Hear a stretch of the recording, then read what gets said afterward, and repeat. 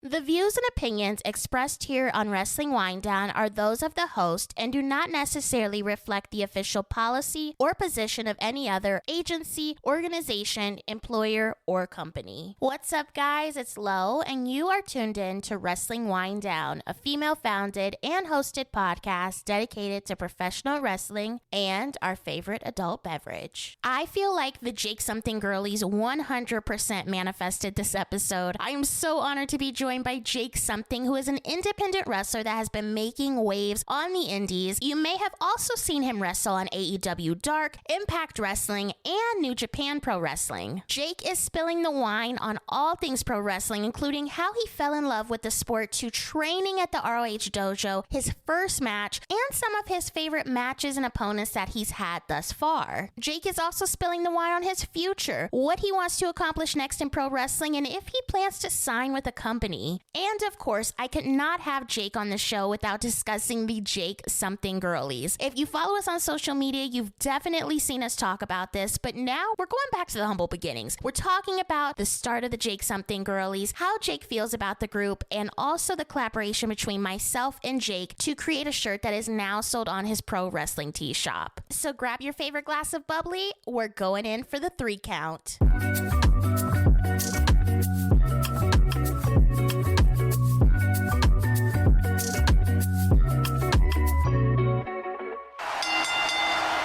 Welcome back to Wrestling Winedown. I am joined by Jake Something. You guys have probably seen him on our social media. We started the Jake Something Girlies, and it is an honor to finally have Jake on the show. How are you? I'm good. How are you? I'm good. Let's dive right in. When did your love of professional wrestling begin? I don't know if I can say a specific point because it's just always been there. I've always watched it. My family watched it, and there's tapes that my aunt and uncles had from when they went and watched stuff like Ric Flair and stuff like that. So it's just always been a thing. Who were some of your favorites to watch when you first started watching versus who you enjoy watching now? So especially when I was a kid, Sting, Hulk Hogan, all those guys. And as I was getting older, Stone Cold, Triple H remains my favorite of all time. And now I kind of I still watch all of those dudes. But now I try to add in some extra stuff. I thought Vader was cool when I was a kid, but now I watch him. I'm like, oh, okay. And things like that where I just try to dive a little deeper. When did you realize that you wanted to pursue professional wrestling as a career? I think it's the same as that first question. It's just always been a thing. When I was in elementary, when you're in second or third grade and oh, what's everybody want to be when they grow up? I just have always said wrestlers. So I remember writing it when I was a kid, everything. So it's always been, I'm like, yeah, I'm going to do that. Was there ever any other occupation that maybe interested you or anything else along the way? Or were you just full steady, professional wrestling is exactly what I'm going to do? Did you have any other careers that you liked or anything that you kind of were if wrestling doesn't work out, I might try this? No, not really. I mean, I remember in high school, even the guidance counselors, when they're oh, what do you want to do for this or this? And it's just always been wrestling. I have things that I know I could always just do, right? Right. When I was younger, I took metal tech and stuff like that. So I have experience in welding and stuff, but I don't care about any of that or any other job really. I've done things, but this is the only thing I've wanted to do. Right. You started your wrestling training at the ROH dojo. When did you start training there, and what made you choose that specific dojo? So honestly, I just Googled wrestling schools. I didn't really know anything about indie wrestling at all. In my senior year of high school, I think I went to a couple of little shows because I was interested in trying to be a wrestler. But me and my friend who also trained at Ring of Honor, we just Googled pro wrestling schools, and Ring of Honor was the one at the top, which is funny because I'm from Michigan. I'm about 2 hours away from Detroit. I had House of Truth, which is 2 hours away. I had the Can-Am Dojo, which is about 2 hours away. But instead I moved 15 hours to go to Ring of Honor, which was cool. But right. So I just saved up money when I was in high school. And then the moment I graduated, I moved out there. I think I started October of 2008 to train and finished April 2009. And I had my first match 2 days later or something. 2 days later? I think so, yeah. Oh my gosh. Do you remember that first match? Who you faced? How was it? No, not really. Like I remember the show. It was a Cinco de Mayo show in Detroit, and in that like that area, it's like a big thing. And so it was like there was a lot of people there and stuff. And it's funny because like more often than not, when you first start wrestling, like you didn't get paid at all, but like I got $20, and I was like, oh shoot, I got $20 to do this. That's cool. And I don't remember who I wrestled. I remember I loved it and it was fun. It was cool. The very next day, I was in Saginaw for another show, and instead of having like a 10-minute match like I did the day before, I just got jumped and beaten up in like 2 minutes. So it was a much different atmosphere. I didn't get paid for that one, but but no, it was really cool. It was a fun weekend.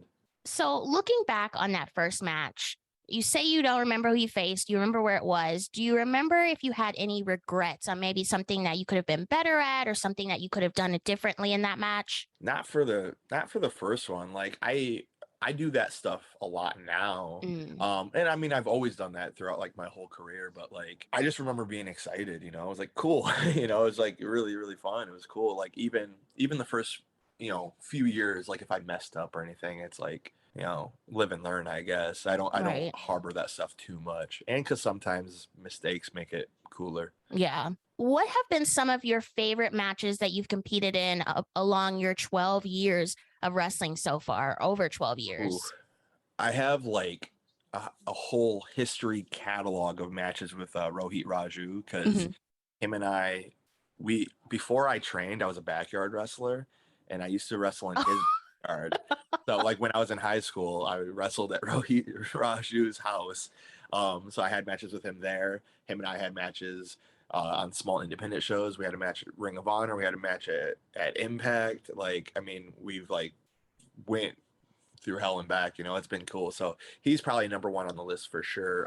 Josh Alexander, my match with Chris Bay. I've had a couple matches with Chris Bay, Trey Miguel. Like they're all dudes that I've had. I think some of my best matches with, some of my favorite matches with, and I think I bring out the best in them and they bring out the best in me. So it's really, really cool. And then recently I just had a match with Juice Robinson for New Japan. That match, awesome. He was super fun, cool to work with. It was a match I've wanted for a long time, so I'm excited for everyone to see it, and I'm excited to see it too. I haven't got to watch it yet. So. I'm excited to see it.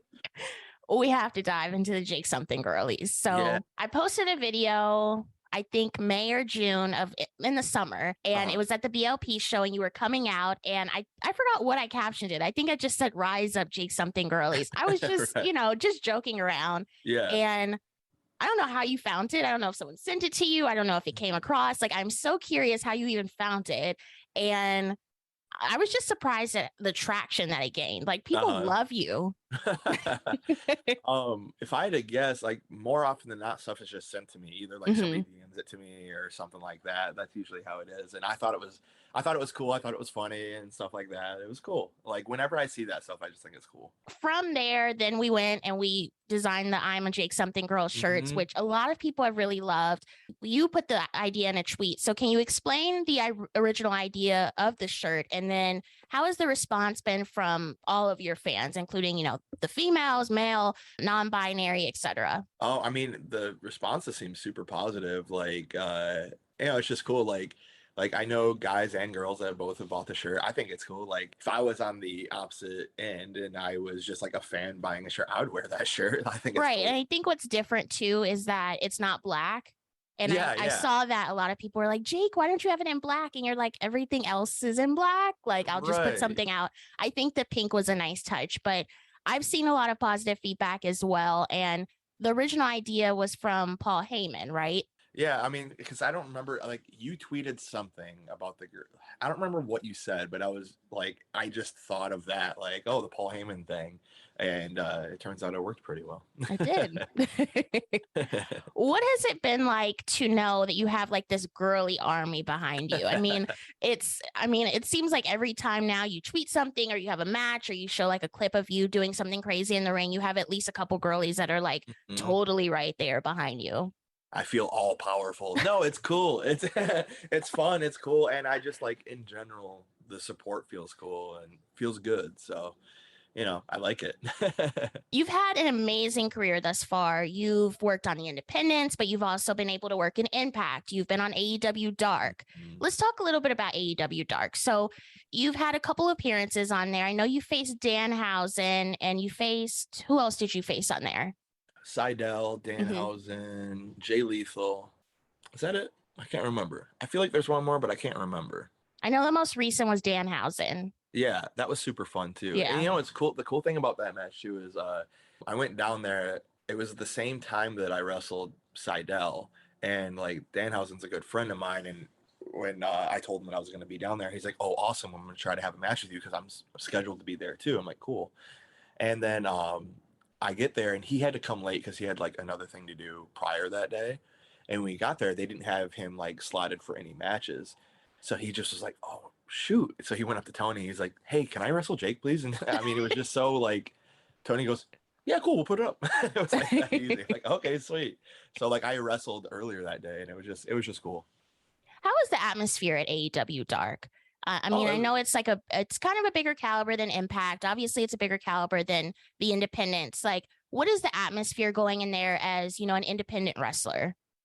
I wouldn't even say it's a bigger caliber than Impact, especially because the first couple times I went to Impact was when because they used to tape at Orlando Studios, and it's the same location. So okay. It feels like the first times I was at Impact, and it's ran very similarly. Like, it feels like that.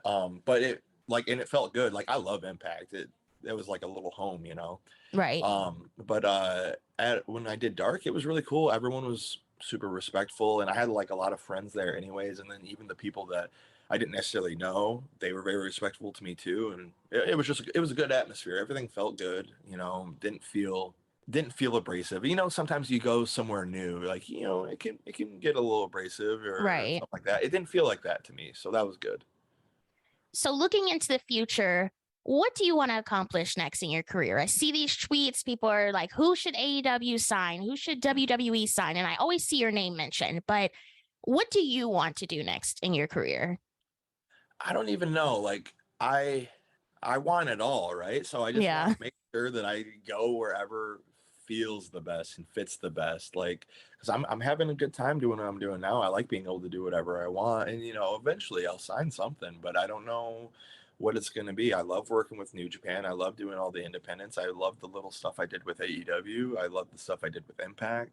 WWE would be super cool. I've worked with a lot of people in WWE, so I think that I have a lot of possibilities, and I just don't know what's the right fit yet, but we'll see what happens. It'll come along one day. Yeah. Like I'm not even rushing it, because like I have a lot of things on the horizon, a lot of little talks I've been doing, so I just kind of got to see what feels right. And you currently are the champion at AEW. How has that treated you? I was there when you won the title. That was crazy. That's a cool one for me. That's important to me. Like sometimes the importance of titles gets lost, especially on the independents, because there's 50 shows for each town, but AEW is like a staple in independent wrestling. It has a long lineage. Like even that title alone has been held by Seth Rollins, and I just forgot literally everybody else that's ever held the title. No, Brody like, King only Seth. Yeah, just him. No, Brody King held it. I mean, more recently, like people like that I came up with too, like Mance Warner and stuff. Like it's got a rich lineage. Sam Callahan. There's a lot there. A lot of people that you've seen on TV have even just been through the doors of AAW. When I first started wrestling, that was a place that I used to travel to like just set up the ring, just to try to get on. And so it was cool. It was really cool to actually get it. It's important. Are there any upcoming shows or events that you can share with the listeners? Yeah, I have. Tomorrow I'm going to be at BLP. I'll be wrestling Masha Slamovich, which is awesome. My gosh. Can't wait. She had a great match with Josh when we went. Yeah, that was one of my favorite matches I've seen live in a while. But she's awesome. Every match I've ever seen of Josh is like wow, that's the best match I've ever seen. So the dude's unreal. But she's awesome. I'm super excited to wrestle her. Next weekend I have a double shot with Smash Wrestling. They're doing like a mashup with WXW, which that will be cool. And I think it's being filmed it's going to be on the WWE network. I don't know when. It is, yeah. Yeah, so that's really cool too. So those are the next 3 shows that I have in the next like week or two. So perfect. Thank you so much, Jake, for joining me here on Wrestling Winedown. Where can the people find you on social media? Where can they buy your merch? At Jake Something _. And besides that, if you go to my link tree, I've got my pro wrestling tees in there. I have a Patreon. Like, you know, I got lots of little stuff that if anyone wants to look and find, you can find me. Thank you for tuning in to another episode of Wrestling Winedown. You can find all of our other episodes available wherever you listen to your podcasts, including Apple Podcasts, Spotify, Google Play, and iHeartRadio. We are on Twitter and Instagram at WWDCAST. We also have our official merch store, which you can find at shop.wrestlingwinedownlv.com. Let us know what you thought about this episode. What was your favorite part? Until next time, enjoy your wine and, of course, enjoy your wrestling. Cheers!